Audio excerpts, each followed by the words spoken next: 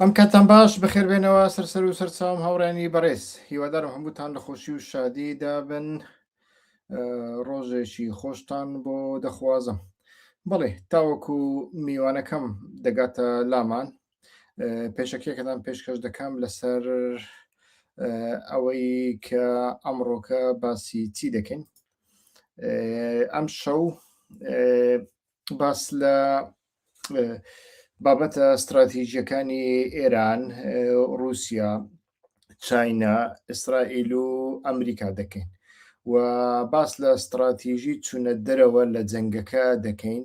لە هەمان کاتدا ئیتر باس لە مەترسیەکان دەکەین،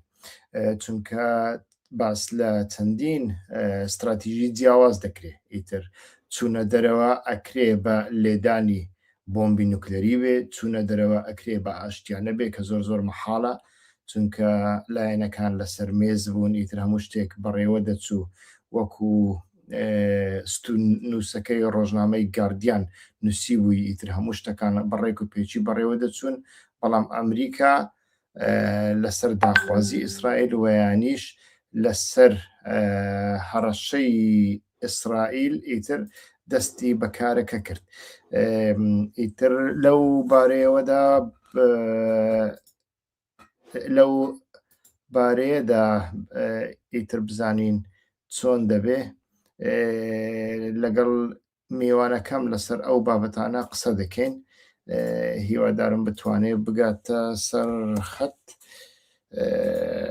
بێتە لامان. تۆزێک درەنگ کەوت بەڵام کێشە ناوێت، چاوەڕێی دەکەم چرکەیەک لەسەر ئێرە بکە. یەک دقە هاوڕێنێت تکایە هەوڵەدەم میوانەکەم بێنمە سەر خەت.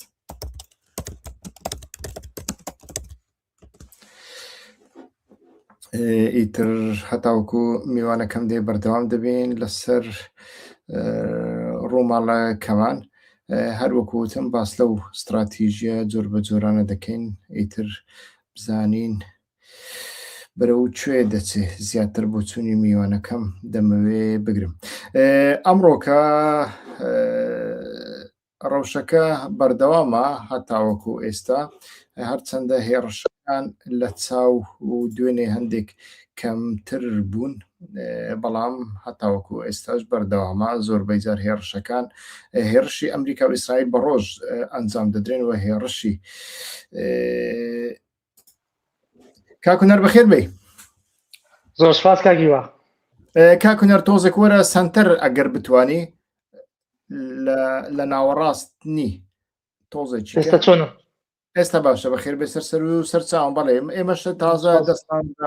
دەستمان بە پەخشەکە کردووە. ئەو هاوڕێنەی لەسەر خەتن تکایە لەسەر کەناڵی یوتیوب زەنگوڵێک هەیە، چرکە لەسەر زەنگوڵەکە بکەن بەوەی هاوڕێنی دیکەش بێنە سەرخەت و سوود لەو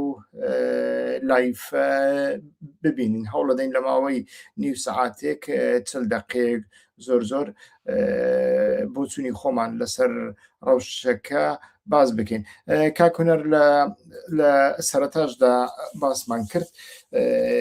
ئەمڕۆکە حەزەکەم لەگەڵ جەنابیشت باس لە کۆمەڵێک بابەت بکەین، بەڵام وەکو سەرەتایەک هەم بۆ جەنابەت هەم بۆ تەماشەوانان ئیتر دەمەوێ باس لەوە بکەم. ئێمە دەزانین کە ئێران استراتیژیەکی هەیە و یانیش هەیبوو. ئەو استراتیژیە لە ئایندەدا دەمێنێ یان نامینێ نازانین. جارێ ئەویش استراتیژی پرۆکسی و داماڵینی کەندا و باشووری دەریای سپی بوو لە ئەمریکا و بەهێزکردنی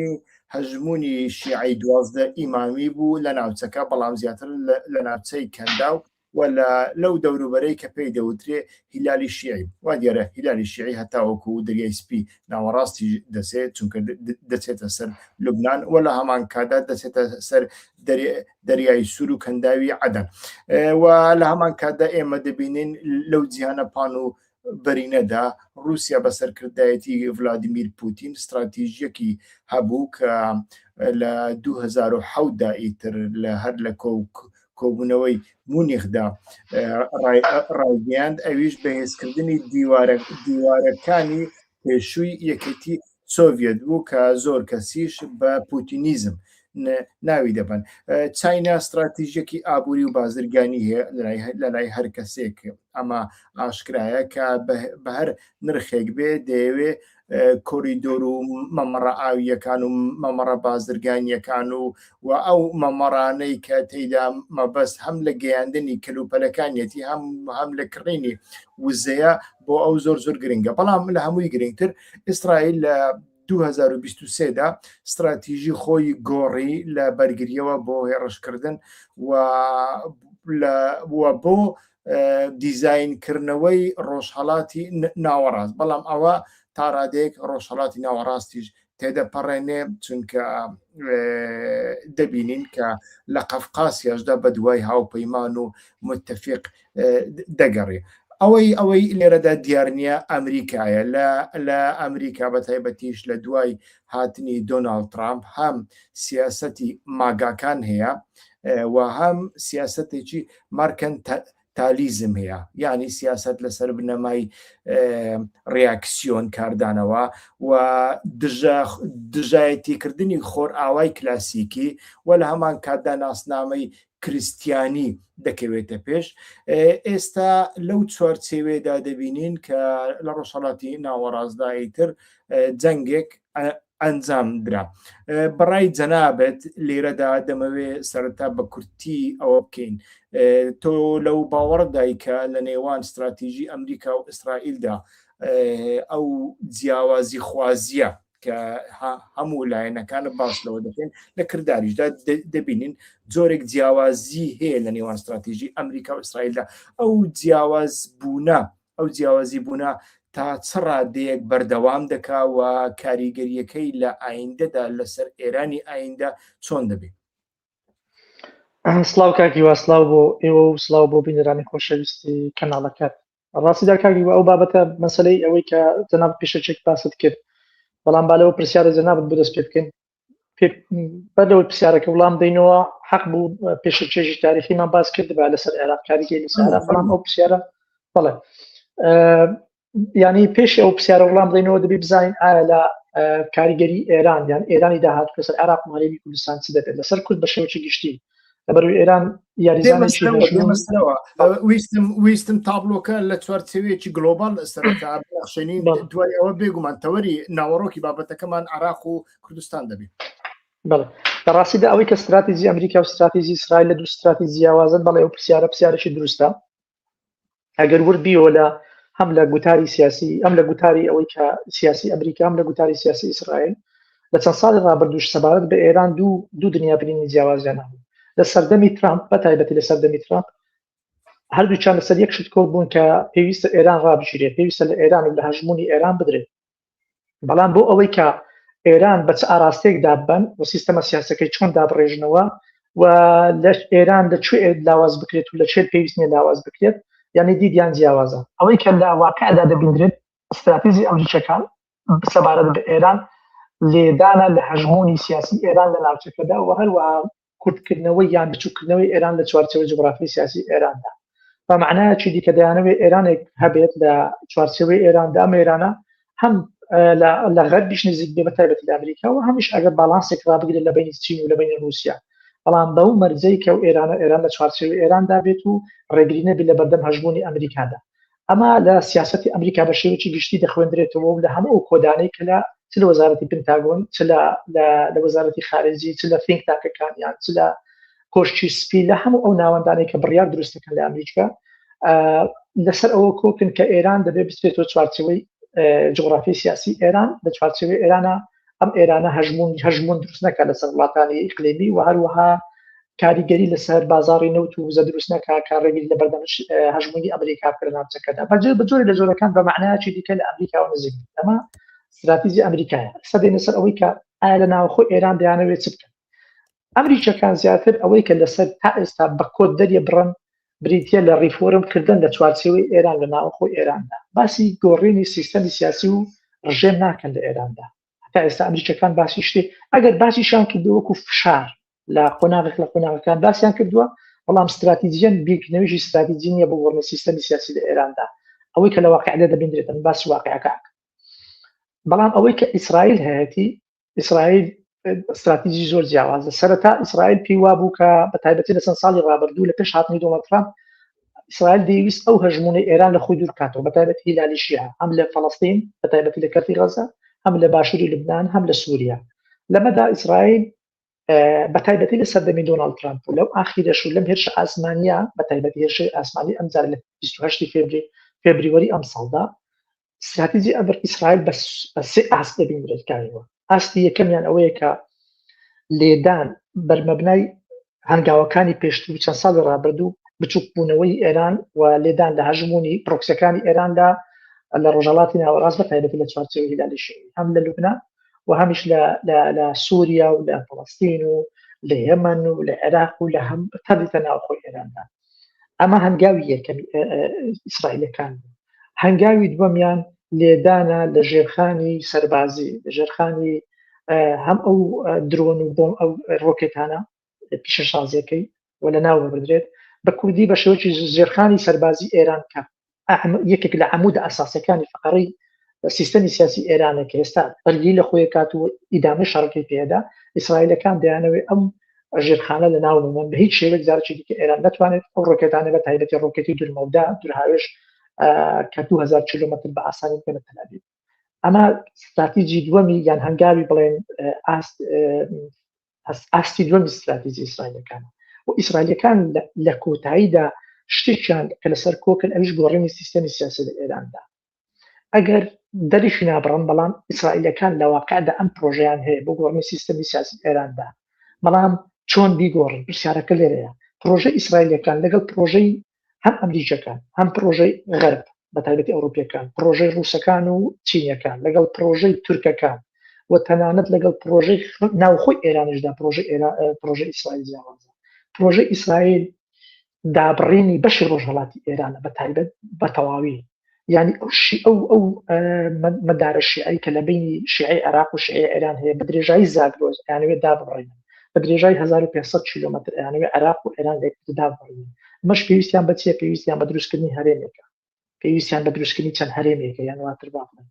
لەبەرەوەی پرۆژەی ئیسرائیل پرۆژەیەکی دیکەی بە تەواوی جیاوازە لە پرۆژەکانی دیکەی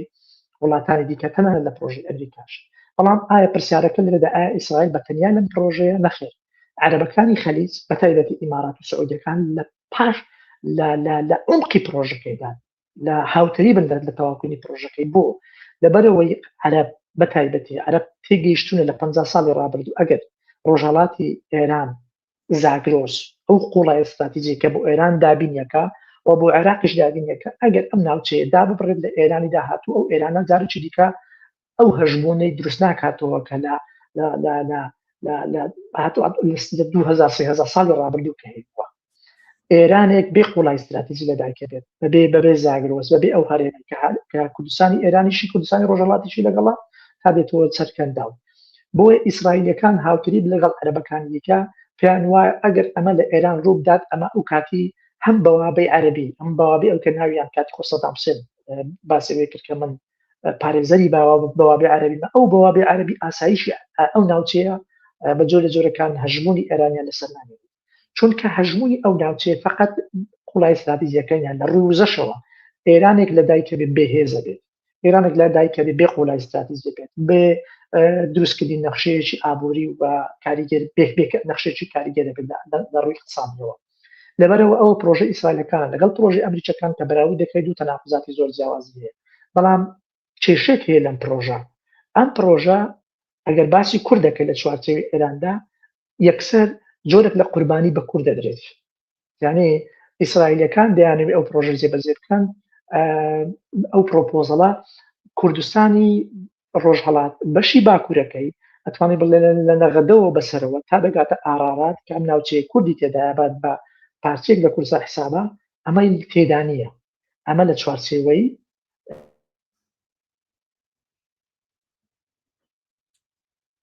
کاک هونەر دەنگت بڕا، کاک هونەر ئینتەرنێت بڕاوە یانیش دەنگت بڕا؟ ئێستا هات کاکیوە؟ بەڵێ هاتەوە، بەڵێ فەرموو بەردەوام کە. ئەبجار کاکی وەجان پرۆژەیەکە ئەو پرۆژەیە کە لە پرۆژەی ئازەریەکان و پرۆژەی تورکمەنستان و تورکەکانە بە شێوەیەکی گوستیەوەی کە پێن پان تورکیزم، ئەو پرۆژەیە باسی لەوا کات کە لە نەغەدە بەسەرەوە بەشێکە لە گونەی ئازربایجان، یعنی باشووری ئازربایجانی کۆن. نه ئازربایجانی باشوور، نەک ئازربایجانی غەربی. یعنی ئەم لە ئێراندا دوو ئازربایجانمە، ئازربایجانی شەرق و ئازربایجانی غەربی. بەڵام ئەم پرۆژەیە کە تورکەکان یان پانتورکیزم ئەیانەوێت لە ئەنجامی ئەوەی کە لە ئێراندا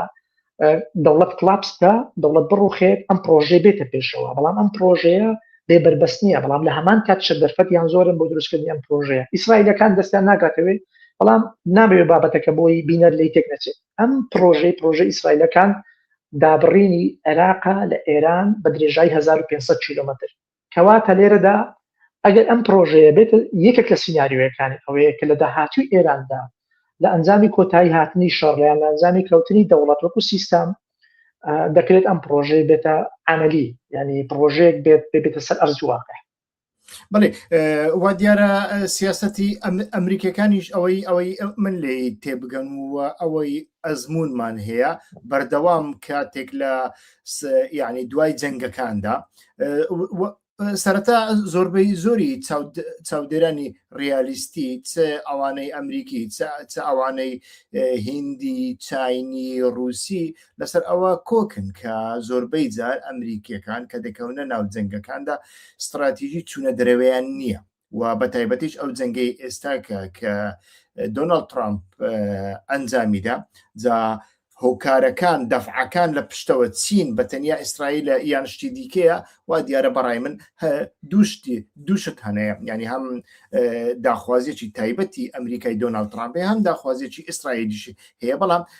استراتیژی چوونە دەرەوەی نەبوو. هەر لە بۆ هەندێش لە پڕەوە تەماشا دەکەین داوای لە ناتۆ کرد، ناتۆ بە پیریەوە نەچوو، داوای لە هاوکاری لە ئەوروپا کرد، ئەوروپا گوتی نەخێر، و داوای لە چاینە و ژاپۆنیاش کرد، ئەمانەش بە هیچ شێوێک نەچوونە نا هاوکاری. ئیتر لە دوای ئەوە گوتی ناتۆ دادەخەم و یانیش پارەی لەسەر دەبڕم، ئەمە دۆناڵد ترامپە. بەڵام تەماشامان کرد ئەمریکا بەگشتی لە استراتیژیەکانی پێشتریدا کە چۆتە دەرەوە ئیتر هەڵاتووە، لە ئەفغانستان هەڵات، لە ڤێتنام هەڵات، بە تایبەتیش لە دووە لە ئەفغانستان ئێستا بینیمان یەک لەو مەترسیانەی کە بینیمان ئیتر کاتێک دەچێتە دەرەوە جەزیرەیەکی تۆتالیەکان ساز دەکە، یعنی قەفەزێکی دیکەی دڕندەکان ساز دەکە، و ئەمەشیان بەڕاستی لە ئەفغانستان بینیمان ئێستا کە لە ئەفغانستان تەماشا دەکەین وڵاتێکی کەس نازانێت لە ژوورەوە چۆن بەڕێوە دەچێت چی دەگوزەرێ، و لە ئێرانیشدا ڕنگ بێ ئەگەر بێت و ئیسرائیل ئەو استراتیژی کە جەنابەت باسی کرد، ئیسرائیل خەونی زۆرن، بەڵام ئەو خەونانە تا چڕادێک جێبەجێ دەکرێن، ئەمەیان جێگەی پرسیارە. ئیسرائیلە تاوەکو ئێستا لە شارێکی زۆر بسووکی وەکو غەزە نەیتوانیوە تاوەکو ێستاش لە سەدا 20 بۆ 15 لە ژێردەستی حەماسدایە نەیتوانیوە ئەوەی پێویستە بیکە. ئێستا کە خەریکای ئیتر هێرشێکی زەمینی بۆ سەر لوبنان دەکا، و ئەگەری زۆرە ئەگەر بێت و ئەمریکا لەوەشدا بکەوێتە ناو پیلانەکەی ئیسرائیل، ئەوە ڤێتنام بوون نەوەک بە تەنیا لوبنان، عراق و خودی ئێرانیش دەگرێتەوە، و چوونە دەرەوەش دیسان ئەوە دەبێت کە لە ئەفغانستان ئەنجامیدا و یانیش لە ڤێتنام ئەنجامیدا. لە ڤێتنامی ترە و کاتەی یەشێتی سۆڤێتە بوو، ڤێتنامێکی کۆمونیستی ساز بوو، لە ئەفغانستان بە خۆمان دەزانین چۆن بوو. بەڵام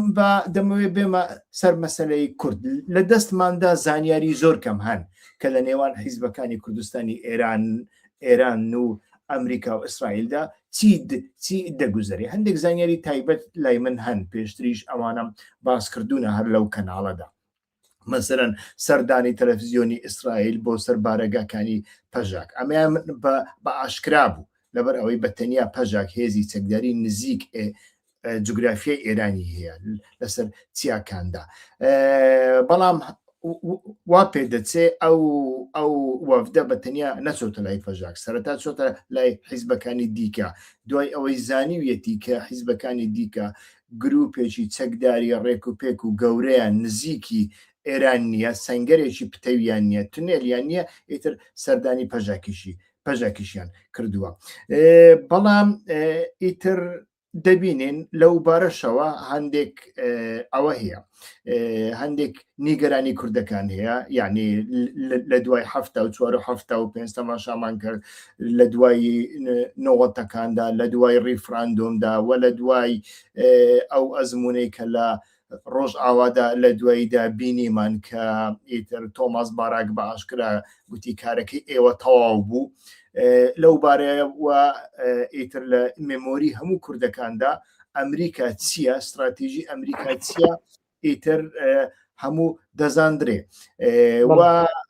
بە خۆشحاڵیشەوە هەتاوەکو ئێستا ئەتوانین بڵین کارتی سەربازی نەکراوەتە کارتێکی ناعەقلانی پرۆڤاکاتیڤ وەکو حەماس کە کردی لە 7 ئۆکتۆبر کوردەکان وە جاری یەکەمیشە ئەتوانم بڵێم دەرک بەوە دەکەن کە هێز ئەو هێزەی لە دەستیاندایە هێزێکی زۆر گەورە نیە ئەو هێزە بەشی ئەوە ناکات و گۆڕانکاری پێ بکەی ئێرانی پێ بڕوخێنی وە لە هەمان کاتدا ئەو هێزە بەکارهێنانی ئەو هێزە بە شێوەیەکی ناعەقلانی و نا ڕاسیۆنالیستی دەکرێت ببێتە بابەتێکی مەترسیدار لەو بارەیەوە تەماشا دەکەین بەڵام بە تەنیا کوردەکان نین ئێستا کە ئێران لە عراقیش لە تەماشا دەکەی تەنانەت شوێنێکی وەکو بەسڕە کە ناوەندی مرکزی شیعەکانی عراقا لەوێشەوە ئیتر تەماشا دەکەین گوشار دەکا بۆمبە باران دەکا کاریگەری ئەوە سەرەتا لەسەر عراق و لەسەر هەرێمی کوردستان چۆن دەبێ پێت وایەوە ئێران بەچم مەبەستێک ئەو کارانە دەکا بەڕاستی بەڵێ لە ڕاستی دەکاکە بە پرسیارەکەی ئەوەی جەنابەت کە باست کرد شتێک دروژان کە وەکو دەڵێ ئەوە یعنی زۆر سەرنجڕاکێشە ئەوەیە کە ئەمریکا لە هەموو شەڕانی کە چووتە دەرێ لە شەڕی ڤێتنام بە 20 ساڵ شەڕی ئیدامە پێدا دوای بەڵام بە شکستێکی گەورەیان نتوانێت بڵێن بە پەشبڵاوی بە بێ استراتیژ لە یادەدە شەڕی ئەفغانستان لە 2001 بە هەمان شێوە شەڕی لە عێراقدا بە هەمان شێوە کە هاتە دەر عێراقی لەسەر سینێکی زیاد تەسلیمی ئێران کرد دوجار و لە سووریاش تقریبا لە ڕوخاندنی سیستەمی سیاسی سووری کە ئەمریکا ڕۆڵێکی باڵای هەبوو لەبەرەوەی هەموو ئەو جم و جۆڵانە بەشێکی زۆری بە قسە و بە ئاگاداری ئەمریکا بە تایبەتی جۆرێکی دروستکردنی ئۆپۆزیسیۆن یارمەتی خەلیج یارمەتی کوێتیەکان یارمەتی بۆ مورە تورکەکان یارمەتی وڵاتانی خەلیج بۆ ئۆپۆزیسیۆنی چەکدار یان ئۆپۆزیسیۆنی تو دڕەو لە سووریادا هەمووی بە جۆر لە جۆرەکان بە ئاگاداری ئەمریکای بوو لەوێشدا ئەمریکا جۆرێک لە شتێکی بنیاد ناشتێکی ئەوەی کە ئێستا بەرهەمەکەی دیارە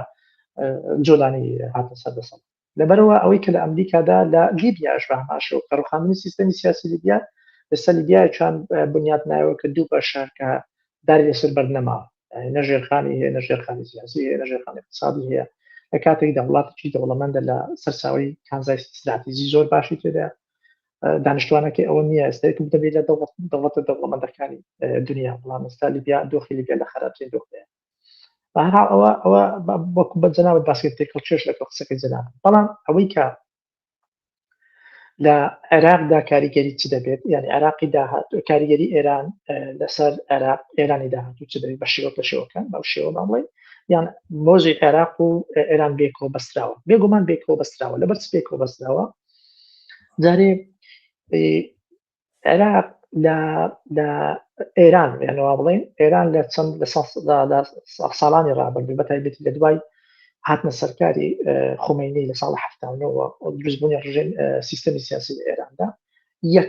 یەکەم هەنگاوی خۆمەینی بە ئاراستەی دەرەوە نادنی تەزدیری سەورە بوو بەرەو چێ بەرەو شیعەکانی عێراق و لەوێ بڕوە بەرەو لوبنان و بەرەو سوریە هەڵاست هەتا زۆربەی مێژونوسەکانیش و ئەوانەی کە شارەزای سەربازیشن دەڵێ یەکەم هەنگاو لە دەستپێکردنی شارەکەوە عێراق لە شکستێکی ئیتفاقی ساڵی 75 شکستی هێنا بۆ بەرامبەر ئێران ئەویست ئەوە قەرەبوو بکاتەوە بەڵام ئەوە لە پاڵ ئەوەیدا جەماعەتی خۆمەینی ئامانجیانەوە بوو کە بگەنە عێراق بۆ سیستەمی سیاسی لە عێراقدا بڕوخێن بەیانوا و سیستەمی سیاسی عێراق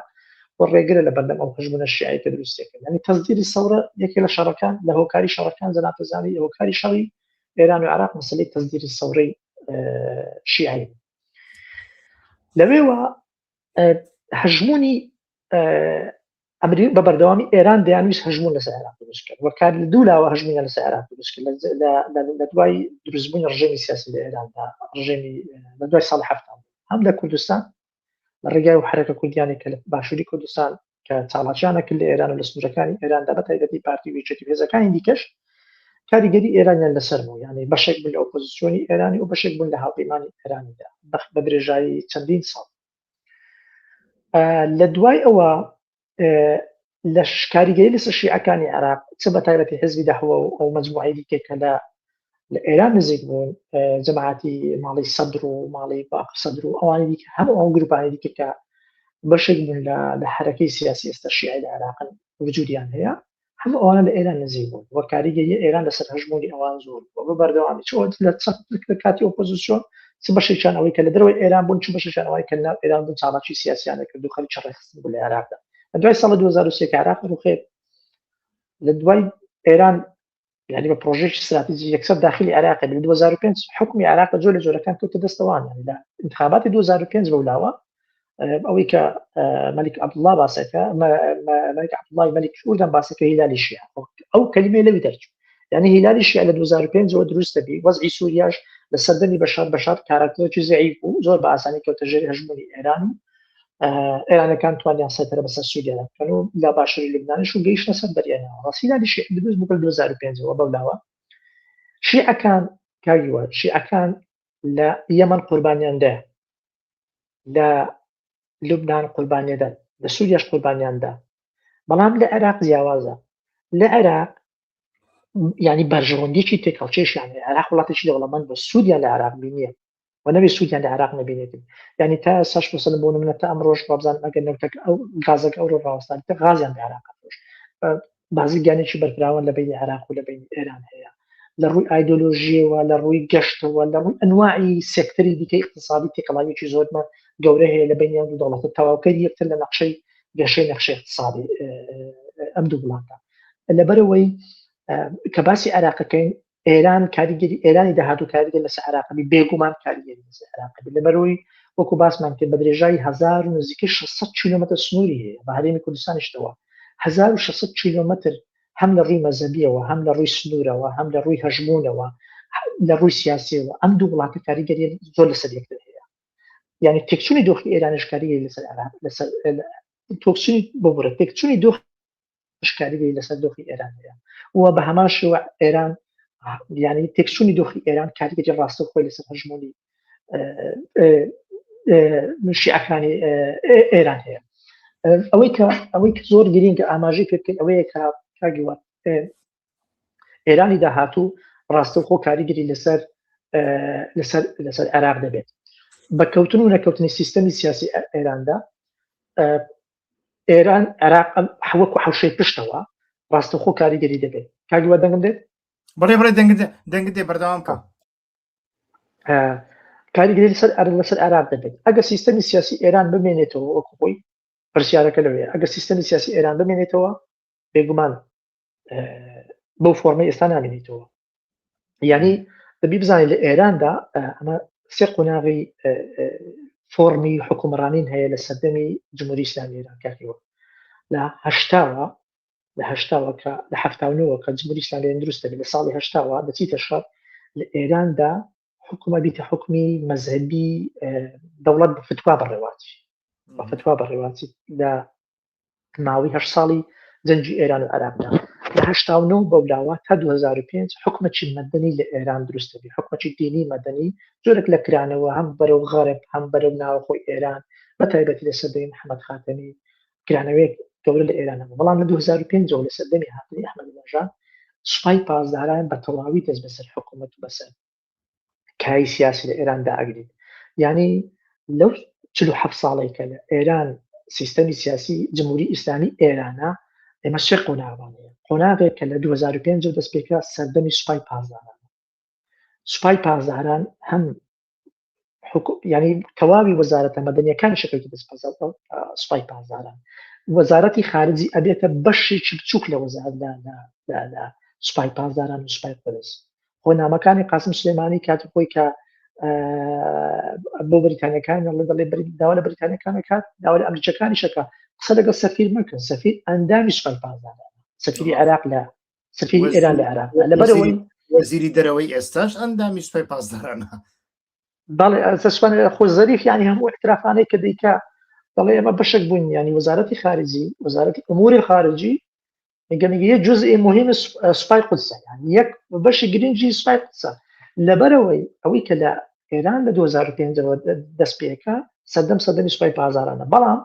لە دوای شەڕی 12 ڕۆژەی ساڵی ڕابردوو هەژمونی سوپای پازاران مقۆمقۆیەکی زۆر گەورە لە ئێران هەیە بۆ کۆتایهێنان بە هەژمونی سوپای پازاران بەڵام بەلە کوشتنی ئەو مەجموعەی کە لەم ئاخیرەی کوژراوە یان نەتوانین بڵێن لە 2000 لە سەردەمی قاسم سولەیمانیەوە تا ئێستا نزیکەی 100 کەسیان لە ئێران کوژراون کە هەمویان سوپای پازاران بوون ئەندامی سوپای پازاران بوون ڕۆڵیان هەبوو لە دروستکردنی بڕیاری سیاسی لە دەرەوە ئێران و لە ناوەخۆی ئێراندا ئەمانە بەکەمبوونەوەی ئەو هەژمونەی سوپای پازاران پێمان ئەڵێ فۆرمێکی دیکەی سیاسی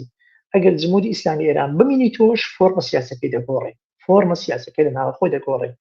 بۆیە ئەمریکەکانش داوای ئەو جۆرە فۆرمەیەکە بەڵام ئەوە دەکرێت کاکوونەر تەماشامان کرد بە هاتنی موشتەبا خامینەی دووەم تەماشا دەکەین ئەوەی کە جەنابەت باسی دەکەی بە پێچەوانەوە بە نیگەرانیەوە ئەکرێ فۆرمێکی دڕندانەتری کۆماری ئیسلامی بێتە ئاراوە چونکە تەماشا دەکەین ئێستاکە بەخۆیان باز دەکەن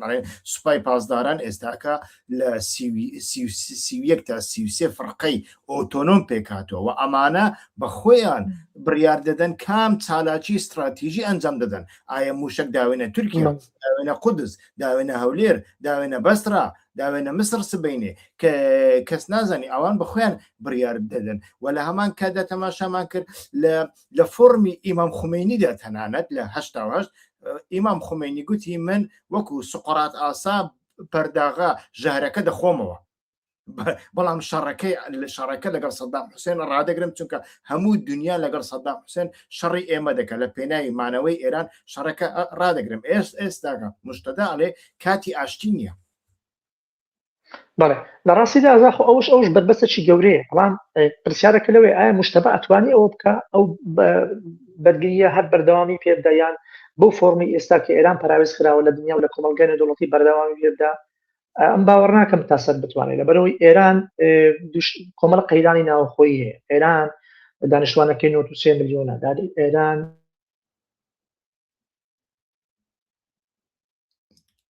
هوەر دەنگی بڕا بەڵام پێم وابێ ئێستا مرۆیی هەیە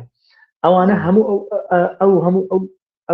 ئەو ئەزمانەی کە لە ئێران ناوخۆی ئێران هەیە پێمانەڵێت کە سیستەمی سیاسی ئێران یان ئەو سیستەمە سیاسی ناتوانێت ئەگە خۆی ئەپدێت نکاتەوە و ناتوانێت بەردەوامی بەخۆی بدات ئەمە بەشێکە ئەم پێم وانیە بتوانێت بەردەوامی بەخۆ بدات لەبەرەوەی پێویستی بە گۆڕانکاریی ڕیشەی لە ناوخۆ هەیە بۆی ئەگەر سیستەمەکە خۆی ئینقاز بکە ئەگەر خۆی ئینقاز نەکەوە دەڕوخێت لەبەرەوەی کاگووە ئەو استراتیژی ئەمریکەکان و ئیسرائیلەکان بەکاری دێنن دوجار ئەم دەوڵەتە تووشی ئیفلیزەکە من وتارێکی مەسەرۆنیسی بوو حەڵقەی پێچ بازنەوەی ینی تیۆرێک بەکارهاتیە تیۆرێکی کە پێڵن تیۆری پێنج بازنەی لێدان لە پێنج بازنە لە ڕێگای هێرشی ئاسمانیەوە بازنەی یەکەم کوشتنی هەموو قیادات و سەرکردایەتی ئەو دەوڵەتە کە لە ئێراندا ئەوە جێبەجێیەکەن خەریکە نزیکە 100 کەسە کوژرێت هەموو فەرماندە مەیدانیەکان و وەزارەتی مهم و ئەنجومەنی ئاسایش و ڕێبەر و هەرچی ئەوی کاریگەری لەسەر دروستکردنی بڕیار هەیە لە ئێراندا سانعی قەرارن لە ئێراندا هەمویان ئەو خەریکە دەکوژێت خەریکیان لە ناو دەچێت ئەوەی دەمێنێتەوە بە تەنیا سەرباز و پاسدارە ئەوان چاویان لە چی ینی چاوەڕێی چی دەکەن لە سەرباز و پاسدار ئەزانی سوپا و پازدار عادەتەن لە دنیا شتیوانی ئێستا من لەگە باس پێنج بازنەی بکەم سوپا و پازدار بەخۆی مەیدانەکەی چۆڵەکەت خۆ بە سوپا و پازدار چ دەکات بازنەی دووەم ئەوەیە کە سیستەمی سیاسی ئێران هەموو ئەو نێتوۆرکەی کە هەیەی بپچڕێنی ئێمەشان کردووە لە ئێراندا لێدان لە ژێرخانی سەربازی لە ئێراندا ئەمە خەریکە بە تەواوی ژێرخانی سەربازی و هێزەکانی ئاسایش و پۆلیس و کەلەنتینەکان و هەموو ئەوانەی کە لە ئێران هەیە کە ئاسایشی ناوخۆی ئێرانە پارێزن سنوورەکانە پارێزن هەمووی نزیکەی 2000 و نزیکەی 7000 بارەگای پۆلیس و ئاسایش و پاسداران و ئیطلاعات لەنا تێکدرایە یعنی لە خابور کرا لەگەڵ ئەرزاوە یەکسان کرا ئەمە ئەومان پێڵێ ئەم سیستەمە ناتوانێت وەکو ژێرخان ئەگە ژێرخانێکی بە شێوێت نەبی بەردەوامی پێدا پرسیاری دیکە ئەوەیە کە دەستیان بۆ ژێرخانی اقتصادی بەر ئێران تووشی ئیفلیسبوونێکی زۆر گەورەی یعنی شەلە لەبی لە ڕوو اقتصادیەوە ئێران 93 ملیۆن کەسە کاگەیوە ئێران وڵاتێکی 5 ملیۆنی 10 ملیۆنی نییە ئێران وڵاتێک نی 20 ملیۆنیش بێت ئێران لە ئێراندا چ شتێک هەیە کە خەڵک مایتەوە ئەو سیستەوەی بەخۆ گرێداوە مەسەلەی ئاو کارەبا لە ئێراندا ینی خۆڕاییە جۆرێک لە خۆڕاییە بەلاشە بە کوردیەکەی بڵێن ینی ئەم پارەیەکی ڕەمزی دەدرێت بۆیە ئەم دۆخی کە لە ئێران هەیە ئەگەر لە ژێرخانی اقتصادی بدرێت بێگومان خەڵک زەحمەتە تەقبولی ئەوە بکات وە ناوخۆ ئێران ئەزمەی زۆر گەورەتر هەیە لە ساڵی ڕابردوو چەند ساڵی ڕابردوو مەسەلەی پسولا مەسەلەی خۆراک مەسەلەی وزە گران بووە ئێستا ئێران 93 ملیۆنە ئێران هەموو ئەو احتیمادی کە لەسەریتی هەموو ئەو اقتصادی کە لەسەر ناوخۆ بنیات نایە لەسەر نەوت و گاز و سیستەمی هاتوچۆیەکەی فڕۆکەخانەکانی یانی ژێرخانەکەی ئێران بە لێدانی ئەو هەموو لێدان لە ژێرخانی مرۆ و ژێرخانی ئابووری و ژێرخانە سیاسەکەی بەڵێ ژێرخانە سەربازێکەشی لە پاڵدا چیمان پێڵێ ئێران بەرەو قۆناغێکی سەختە ئەگەر ئیفلیجش نەبێت لە ڕووی سیاسیەوە توانای ئیدامەدان و توانای مانەوەی ئەو ڕژێمە سیاسی ئەگە خۆی ڕیفۆرم نەکە زۆر بە زەحمەتە شتیوانە بەڵام پرسیارەکە لێرێ ئایا ئەو مەجموعەیە توانای ئەویان هەیە لە سەردەمی ڕاگوزەرە بتوانن ئێران هەڵبستینەوە یان ئێران خەڵکی ئێران ڕازی بکەن کە ئێران دووبارە ئەتوانن بەو سیستەمە سیاسی بنیاتی بێنەوە ئەوەش پرسیارێکی دیکەیە لەبەرەوە دۆخی ئێران دۆخێکە لە دوای شەڕی ئاسمانیەوە یعنی من باوەڕ ناکەم شەڕی ئاسمانی ئەوەندە درێژ بکێشێت یعنی شەڕی ئاسمانی لە باشترین حاڵەت لەو سەردەمەیدا لە 6 هەفتە زیاتر ناچێت یعنی لە مانگونی 50 ڕۆژ زیاتر ناچێت وا دابووین ئەمە 6 هەفتەیە ئەمە تقریبا بەرەو هەفتەی سێمەوە باشە بەرەو هەفتەی سێمە ڕۆین کە هێرشە ئاسمانیەکان بە بەردەوامی کردنە سەر ئێران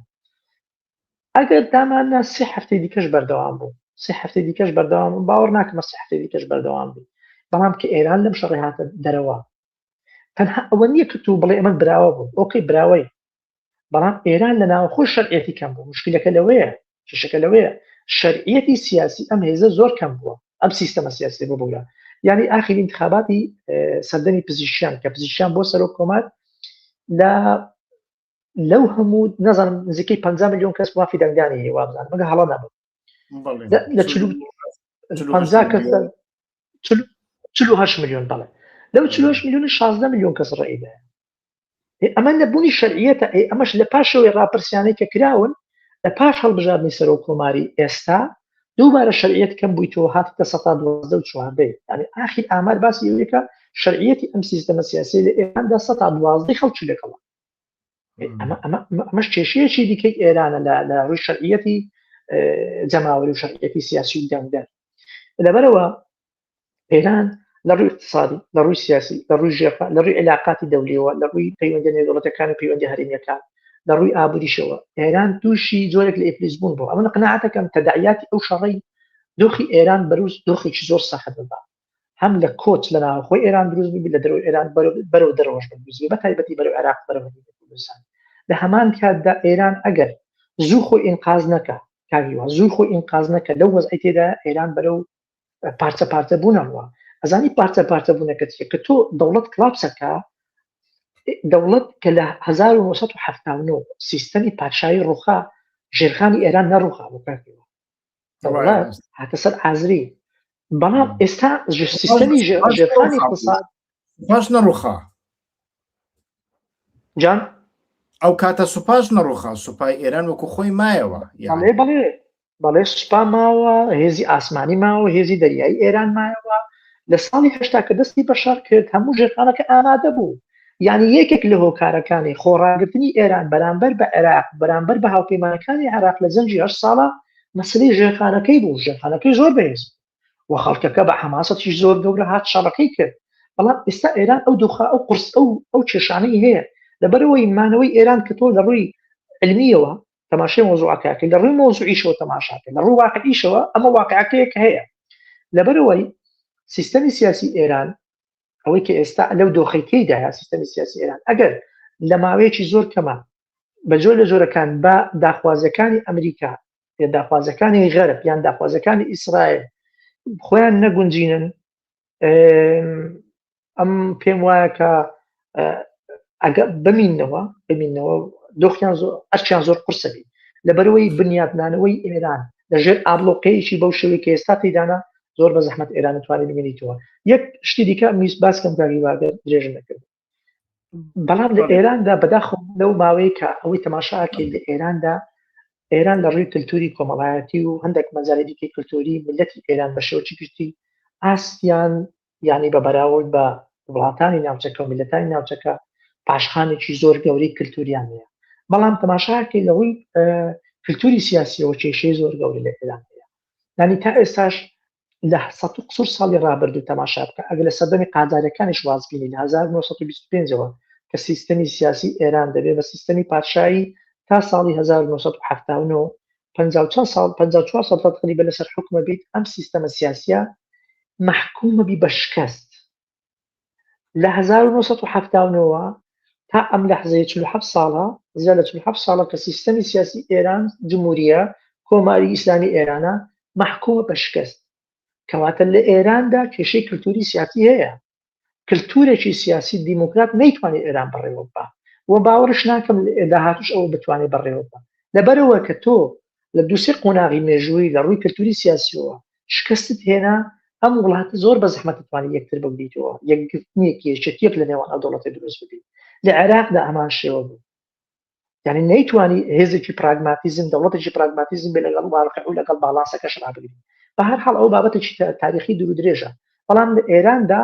ئەوەی کە زۆر گرنگی ئاماژەی پێ بکەین و پێم وایە کاتەکە بەرەو کۆتاییەوە لە ئێراندا لە ئێستاوە کە بەبێ ئەوەی ئێران بکەوێت 5 پرۆژە هەیە، 5 پرۆژەی سەرەکی هەیە لە دەرەوەی ئێران. پرۆژێکیان هەیە کە ئایانەوەی ئێران ببینیتەوە کە ئەمریکەکان بەو شێوەیە بەڵام لە خۆیان نزیک. پرۆژەیەکی دیکە هەیە پرۆژەی رووسیەکان و چینەکانە، دەیانەوە سیستەمی سیاسی ئێران ببینیتەوە لە بەرەی ئەوان بیت و هێڵێکی بەرگری بێت بۆ غەرب و بۆ ناوچەکەی ئەوان بە تایبەتی جنوبی ئاسیا و منطقەی قەفقاز بە هەموو شێوە ئەزموونی ئەمریکا و ئەزموونی غەرب نەکاتەوە. دیدێکی دیکەی استراتیژی هەیە، دیدی تورکەکانە، ئەوەی کە باسم کرد گونەی ئازربایجان، یعنی ئەوەی پرۆژەی پان تورکیزمە. تورکەکان بە کەوتنی ئێران بە دەرفەتە بینن، وانییە بڵێ وڵات تورکە تسرێن، ئەمن بە بەو شێوە نابێنم. پێم وایە ئەیانەوێ ئەگە ئێران بکەوێت وەکو دەوڵەت، ئەوان پرۆژەی ئەوان لە هەمویان جدیترەوە جێبەجێشەکەن. پرۆژێکی دیکە هەیەی کە باسم کرد پرۆژە ئیسرائیلەکان. پرۆژێکی دیکە هەیە پێنجەمین پرۆژە ئەویش دابەشبوونی ئێرانە بە شێوەک لە شێوەکان بە لە نێوان ئەو قەومانی ئێراندا کە جۆرەکە سیستەمی فدراڵی بێتەکایەوە. لەبەرەوەی هەموو ئەو پرۆژانێک کە لەسەر ئێران لە ئێستاوە وەکو دیدی استراتیژی تەماشای داهاتوی ئێرانەکەن زۆر بە زەحمەت پێمانەڵێ کە ئێران بەرەو ئیستقرار بەوە. ئێران لە ڕووی اقتصادیەوە استقرار ناکە، ئێران لە ڕووی سیاسیەوە باوەڕ ناکەم استقرار بکە، و ئێران لە ڕووی ئایدۆلۆژیشەوە جارێ استقرار ناکە. ئێران پێکدادانێکی زۆر گەورەی سیاسی لە ناوە خۆی ئێراندا ئەگەر لە ئەگەری کەوتنی ئەو سیستەمە ئەم پێم وایە لە ئێران دروست دەبێت و ئەو کاتشکاریگەی لەسەر عێراق و لەسەر کوردستان زۆر. بڵێ وا دیارە لە ئیتر ئەمڕۆکە وەزیری دەرەوەی چاینا بە ئاشکرا وا دیارە ئیتر بڕیار بوو سیویەکی ئەو مانگە دۆناڵد ترامپ و شی جینپینگ لە پاریس کۆبنەوە وا پێدەچێ لە لێدوانی وەزیری دەرەوەی چاینا ئەمە دەخوێنەوە وەزارەتی دەرەوە ببوورە نەکوەزیر کە ئاڵێتن ئەکرێ چاینا پێشوازی لە دواخستنی دیدارەکەی دۆناڵد ترامپ بکە کە بڕیار بوو لە سویەکی مانگ لە پاریس لەگەڵ شی جینپینگ کۆب بێتەوە بە مەبەستی تاوتوێکردنی ئیتر باجەکان و سیاسەتی ئابووری لە ناوچەکەدا بەهۆی هێرشەکانی لەسەر ئێران و چاینا بە هیچ شێوەیەک پێشوازی لە داخوازیەکەی دۆناڵد ترامپ ناکە. چاینا بە زووترین کات داوا دەکا ئێران واز لە شەڕەکە ئەمریکا واز لە هێرشەکانی بێنێ بۆ سەر ئێران. ئەو کاتە چاینا لە ڕووی دیپلۆماسیە و هەوڵ ئەدا کێشەکان بە شێوەیەکی گونجاو لە بەرژەوەندی هەموو لایەنەکاندا چارە سەر بکات. و لە هەمان کاتدا بەڵێ هەروەکو جەنابەت باس کرد منیش پێم وایە ئەو سیستەمەی ئێران زەحمەتە بەو شێوێ بمێنێ تەنانەت ئەگەر هێرشەکەش ڕووی نەدابا هەر زەحمەت بوو مەشروعەتی ئێران بەر لە هێرشەکە کۆتایی پێ هاتووە مەشروعەتی ئێران تەنانەت بەر لە ڕاپەڕینی ژینە ئەمینیش کۆتایی پێ هاتووە ڕاپەڕینی ژینە ئەمینی نیشانی داین کە مەشروعەتەکە لەناو کۆمەلگادا نیشانی دەرەوەیدا کە مەشروعەتەکە کۆتایی پێ هاتووە ئەمانە هەر هەمویان ڕاستن بەڵام لەوەدا دوو گومانمانە گومانێکیان ئەوەیە کە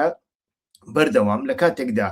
دینامیکێتەکەیە لە بۆ گۆڕانکاریەکانی ناوخۆییدا ئەمریکا ئەو کاتە دەستێوەردانی سەربازی هەڵدەبژێری لە سووریاشدا ئەمەی کرد یعنی لە سەردەمی بەهاری عەرەبیدا کاتێک خوێندکارانی حەلەب و دیمەشق هاتنە سەر جادەکان خۆپیشاندانیان کرد مەشروعیەتیان هەبوو و هیچ کەس نەیئەتوانی بیان کوژی و لێیان بدا ئەم کاتە ئەمانە چوون کۆمەڵێک جیهادی و سەرسەریان ئیتر لە جیهاندا هاوردەی بۆ ناو سووریا کرد و بەشار ئەسەدیش جیهادی و سەرسەریەکانی خۆی لە زینداندا بە ئەنقەست بەڕەڵاکردن لە بەرژەوەندی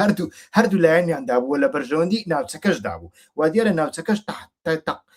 تحملی گۆڕانکاریەکی ناوخۆیی دیموکراتیک ناکە لە ئێرانیشدا ئێمە تەماشاماکە هەر لە بۆندێ لە کاتی دانوستانەکاندا ئەوان ئەو بڕیاریان وەرگرت کە لە ئێران بدەن و لەمەدا گومانێکم هەیە ئەمە بەتەنیا گومانە گریمانەیە لە هەمان کاتداییتر ئەو پرۆژه ئیسرائیل و ئەمریکا من لەوەشدا بە گومان تەماشا دەکەم کە ئەوان بتوانن وەکو ئەوەی ئەوان دەیان هەوێ پرۆژەکە بەڕێوە بچێ بەڵێ ئەوان چاوەڕێیان دەکرد ئێرانیش وەکو ڤەنزوێلا ئیتر لە ماوەیەکی زۆر کوردە لە ماوەی 4 ڕۆژدا تەسلیم ببێ ئاڵایی سپی هەڵبدا بەڵام تەماشامان کرد ئێران ئیتر ئەو توانی لەمەدا سەرکەوتوو بوو کە ئیتر بە ئەمریکا بڵێ ئەگەر من لەناو بچم ئەوە هاوپەیمانەکانی تۆش لەناو دەچن و لە ڕۆژهەڵاتی ناوەڕاستدا ئیتر هاوپەیمانەکانت ناچار دەبن بڵێن کاکە بڕۆ دەرەوە تۆ بووە بەڵا بەسەرماندا و ئێستاکە ئەو گفتوگوێ دەبینن دوێنێ وابزان وەزارەتی دەرەوەی ئۆردن بوو ویانیش یەکێک بوو لە وەزارەتی دەرەوەی تر کارمەندێک بوو لێدوانێکی وایدا بوو لەسەر تویتەرەکەی هاوڵاتیانمان گلەیمان لێ دەکەن کە ئێمە هاوپەیمانی ئەمریکان بەهۆی ئەو هاوپەیمانی بەردەوام موشک بەسەر سەرماندا تێدەپەڕێتر شتێکی وای گوت بوو ئەمە زۆر زۆر گرنگە ئەمە بەڕاستی کاریگەریەکی چۆنی لەسەر ناوچەکەدا دەبێ ئەمیان جارێ نازانین و هاوکێشەکە هەروکو جەنابەت باس کرد هەتا وەکو ئێستا یەکلا نەبووتەوە بەڵێ ئەمە نزیکەی 50 دقەیە قسە دەکەین شتێکت ماوە کاکە هونەر ویان کۆتایی پێبینی لە ڕاستیدا کاکی وا قسێکی وام نەماوە بەڵام ئەوەی کە ئەم دۆخەش کاریگەری لەسەر کوردە بێت بێگومان کاریگەری لەسەر سێ بەشی کوردستانە بێت لەبەرەوەی هەم لەسەر کوردستانی عێراق کاریگەری زۆرە بێت گۆڕینی دۆخی سیاسی ئێران کوردیش لە چوارچێوی ئێرانە کاریگەری لەسەر بە هەموو بارەیدا کاریگەری لەسەر کورد دەبێت هەم بەبارەی ئەوەی کە کەوتنی ڕژێمی سیاسییان بەمانەوەی ڕژێمی سیاسی ئێراندا کاریگەری لەسەر کورد و لەسەر پێکی کورد دەبێت و لە تورکیاش لەبەرەوەی ئێمە سنووری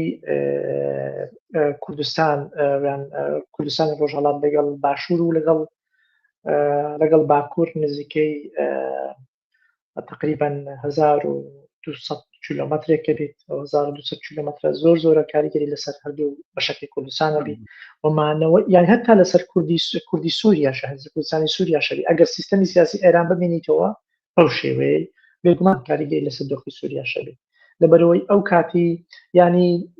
مانەوە و نەمانەوەی ئێران پێویستە کورد باش دراسی ئەو مۆزوعی بکات چونکە مانەوە و نەمانەوەی ئێران قوڵایی استراتیجی زۆر گەورەی بۆ کورد بە هەردوو دیوەکەیدا دەکرێت بە ڕوخاندنەکەی پۆزیتیڤی هەبن و نێگەتیڤی شێبن و بەمانەوەشی بە هەمان شێوە هەردوو لایانی هەبێت هیوادارم درێژن نەکردی زۆر خۆشحاڵ کاکیواڵەکە جەنابەت منیش زۆر پێخۆشحاڵ بووم بۆ بەشداریت بۆی کاتی خۆت تەرخان کرد بۆ ئێمە سوپاس دەکەم بۆ کاتەکەت سوپاسی هاوڕێنیش دەکەم کە تاوەکو ئێستا لەگەڵماندا بوون ئەوانەی کۆمنتیان کردووە ئەوانەی پرسیاریان کردووە ئەوانەی سلاویان کردووە هەتا بەرنامەی ئایندە کاتێکی خۆشتانە بۆ دەخوازم هەر لە ئێستاوە دەمەوێت پێتان ڕابگەینم کە سبەینێ ئێوارە لەگەڵ بەڕێز سەدیق حەسەن شوکری بەردەوام دەبین لەسەر ئەو تەوەرەیە بە بەرفراوانی قسە دەکەین. کاکە هونەر جاسم زۆر زۆر سوپاس دەکەم کە تاوەکو ئێستا لەگەڵمان دەبووی، کاتی خۆت بۆ ئێمە تەرخان کرد. زۆر سپاس بۆ تۆش کاکی واژان. هەربژی کاتێکی خۆش، ئێوارەی هەموو لایەکتان باش، گەرتان باش، شەو گەرتان. کاتش خۆش. سەرچاو، کاتش خۆش، سەرچاو.